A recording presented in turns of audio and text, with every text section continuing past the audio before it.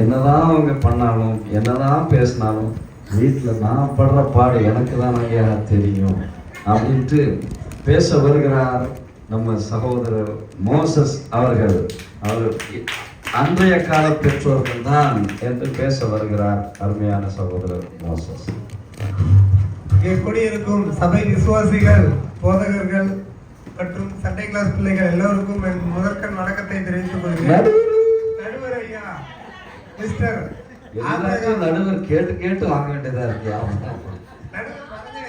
நடுவர் மறந்து நிக்கிறதுனால தெரிய மாட்டேங்குது. இப்படிதான் இருக்கிறாங்க.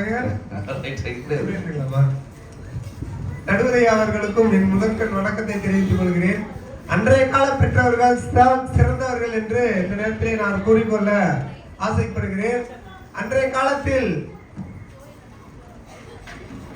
நமக்கு மிகவும் அறிமுகமானவர், அதிசயங்களை செய்யத்தக்கவர் நம்முடைய இயேசு கிறிஸ்து. அவருடைய பெற்றோர் பெயர் என்ன? மரியாள், யோசேப்பு. அவர்கள் பெற்ற இயேசு கிறிஸ்துவ நல்ல முறையில வளர்த்து பிள்ளைங்க அமைதியா உட்காருங்க. தாழ்மைனா என்ன, அடுத்தவங்களுக்கு பயப்படுது, பயபக்தியில எந்த அளவுக்கு பிள்ளைங்களை வளர்க்கணும். பிள்ளைங்க எல்லாம் அமைதியா உட்காருங்க. கவனிக்கணும், பேசுறத கவனிக்கணும். அவங்க உட்காருங்க. அருமையான பிள்ளைங்க, நிர்மலம்மா, ஜெயந்தி எல்லாம் கவனிங்க. இங்க கவனிங்க, பேசுறது கவனிங்க. நீங்க கவனிச்சாதான் அவங்களுக்கும் பேசுறவங்களுக்கும் உற்சாகம் வரும். அப்படிதானே?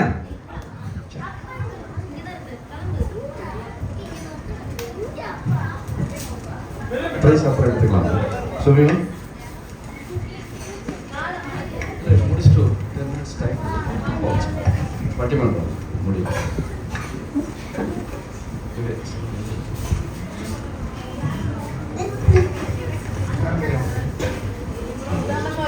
செட்டில் ஆகும்.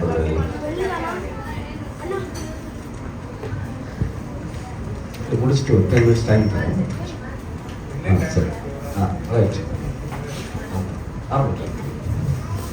நம்ம ஜீசஸோட அப்பா அம்மா பேர் மரியாள், யோசேப். அவங்க இயேசு கிறிஸ்து எந்த அளவுக்கு நேசிச்சு அவங்க ஒரே பிள்ளையா இருக்கிறதுனால அவருக்கு எந்த அளவுக்கு செல்லம் கொடுத்து அந்த காலத்துல வளர்த்து அடுத்தவங்களுக்கு கீழ்ப்படிதல்லாம் என்னன்றதை கற்றுக் கொடுத்து அதை பிறருக்கு எப்படி போதிக்கணும், பிறரை எப்படி நல்வழிப்படுத்துறது, பிறரை எப்படி சாட்சிக்குள்ள இன்னும் மேலோங்கி வளர்க்கணும், நிறைய விஷயங்களை அந்த பெற்றவங்க அவங்களுக்கு இயேசு கிறிஸ்துவுக்கு சொல்லி கொடுத்தாங்க.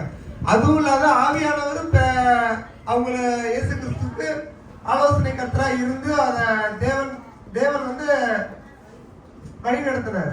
அப்படிங்கிறப்ப அந்த காலத்துல எவ்வளோ விஷயங்கள், கெட்ட விஷயங்கள் கண்ணால பார்த்தா கூட இயேசு கிறிஸ்து அந்த நேரத்துல என்ன நினைச்சாரு, இதுதான் நமக்கு தேவையில்லை, நம்ம ஆவியானவர் கூட ஐக்கியமா இருக்கும். நம்ம ஆவியானவர் கூட ஐக்கியமா இருக்கும் போது என்னாவும் அவரை முகமுகமா நம்ம தரிசிப்போம். தரிசிக்கும் போது அடுத்தவங்களுக்கு நன்மையான விஷயங்கள் நிறைய செய்யறதுக்கு நமக்கு ஆலோசனைகள் கிடைக்கும்.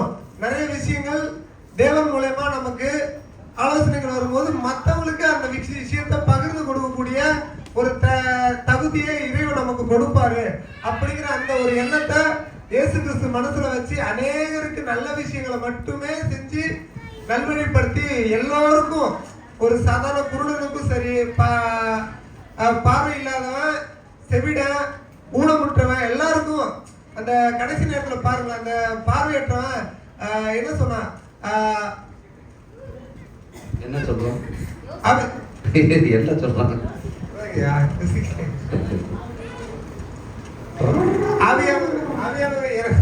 எங்களுக்கு இறக்கும் அந்த குருடன்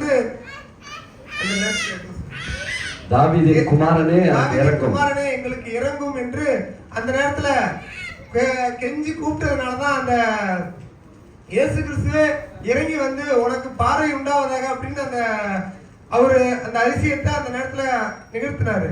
ஆனா இந்த காலத்துல இப்ப யார் அந்த மாதிரி நடத்துறா?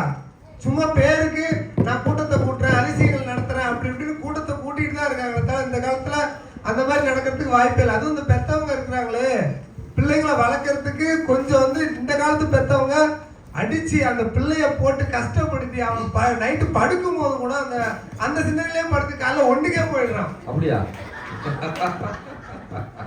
இவங்க தொல்லை தாங்க முடியாமதான். ஆனா அதுக்கு முன்னாடி என் தலைவன் தூங்கிடுவாரு. என்ன நடக்குதுன்னு தெரியாது, எப்படி ஒரு சொல்றாருன்னு எனக்கு தெரியல. அவன் அந்த பயத்திலே ஒண்ணு போயிடுறான். அவன் எப்பவும் காலையில எழுந்துட்டா நல்லபடியா போவான். பாப்பா அதுக்கு மேல அந்த ரூமுக்கு வந்தாலே டெய்லி அந்த கம்பளியை வாஷ் பண்ணி என் கை உடம்பு எல்லாமே வீணா போச்சு. அந்த காலத்துல இருக்கிற பெத்தவங்க இருக்கிறாங்களே, சரி பிள்ளை கஷ்டப்படக்கூடாது, அவன் சந்தோஷமா இருக்கணும் அப்படின்றதுக்காகவே தெரியாம ஒரு விஷயங்களை செய்வாங்க. அந்த அந்த விஷயங்கள் நம்ம பார்க்கும்போது நமக்கே கண்ணு தண்ணி வந்துடும். என்னடா இப்படி இல்லாம நம்ம அம்மா கஷ்டப்படுறாங்க அப்படின்ற அந்த ஒரு எண்ணம் வந்து எல்லாருக்கும் வந்துடும். ஏன்னா அந்த காலத்துல பெத்தவங்க வந்து எப்படின்னா பிள்ளைங்களை கஷ்டம் தெரியாம வளர்க்கணும்னு ஆசைப்படுவாங்க. இப்ப இருக்கிறவங்க கஷ்டத்தை தெரிஞ்சு அந்த பிள்ளைங்களே பயந்து பயத்துல ஒண்ணுக்கே போயிடுது. படிப்பு கூட அந்த ஒண்ணுக்கு ஒண்ணுங்கயா, ஒண்ணுக்கு பிரச்சனை இல்ல, அந்த பெட்ஷீட் தான் பிரச்சனை. அந்த தூக்கி அலசுறதுக்குள்ள கிட்டத்தட்ட 3 நாளைக்கு 100 துணி சேர்ந்தா பாத்துக்குங்க.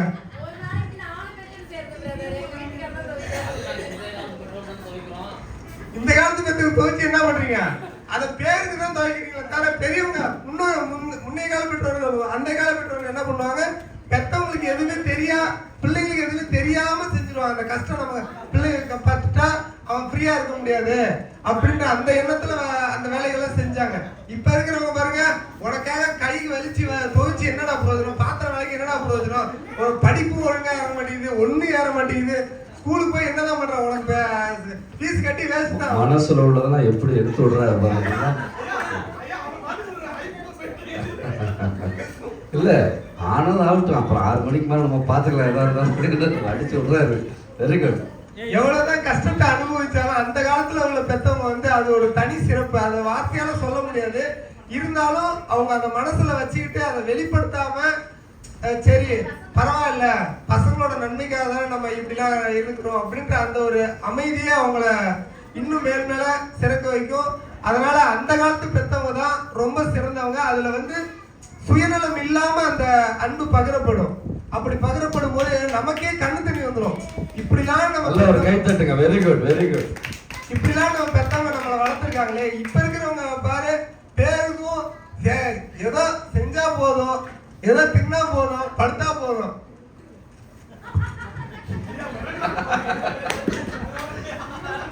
சரி சொல்லுங்க.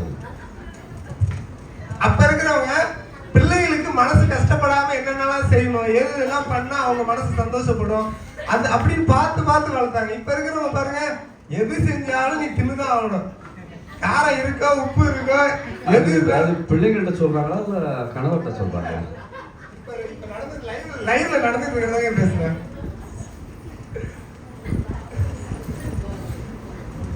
அதனால அந்த காலத்துல பெத்தவங்க சுயநலம் இல்லாம எல்லா வேலையும் பார்த்தாங்க. இப்ப இருக்கிறவங்க என் பிள்ளை படிச்சா டாக்டர் ஆவான், என் பிள்ளை படிச்சா இன்ஜினியர் ஆவான், எனக்கு சம்பாதிச்சு கூட. இப்ப இருக்கிறவங்க பாருங்க, என்னதான் நீங்க விழுந்து கவனிச்சாலும் வளர சுயநலமான எண்ணங்களும் சுயநலமான அறிவுகளும் பிள்ளைங்களும் வளர்ந்து தேவையில்லாத பிரச்சனைகளை குடும்பத்துல வளர்க்கறதுக்கு பிள்ளைங்களும் ஒரு விதத்துல இந்த காலத்துல வளர்க்குறவங்களும் அந்த காலத்தை சொல்லிதான் வளர்க்கணும். பிள்ளைங்களுக்கு அந்த ஒரு எண்ணத்தை இந்த கால பெத்தவங்க புரிஞ்சுக்கணும் அப்படிங்கிறத இந்த நேரத்துல பகிர்ந்து அந்த கால பெத்தவங்க தான் சிறந்தவங்க என்று சொல்லிக்கொண்டு விடைபெறுகிறேன். அந்த கால பெற்றவர்கள் சிறந்தவர்கள் என்று சொல்லிக்கொண்டு விடைபெறுகிறேன். கள்ளங்கபடம் இல்லாம எல்லா வேலையும் பார்ப்பாங்க. கள்ளங்கபடம் இல்லாம பார்ப்பாங்க. அப்ப நீங்க வந்து சின்ன பிள்ளைல அம்மா திட்டமா ஒழுங்கு போலையா?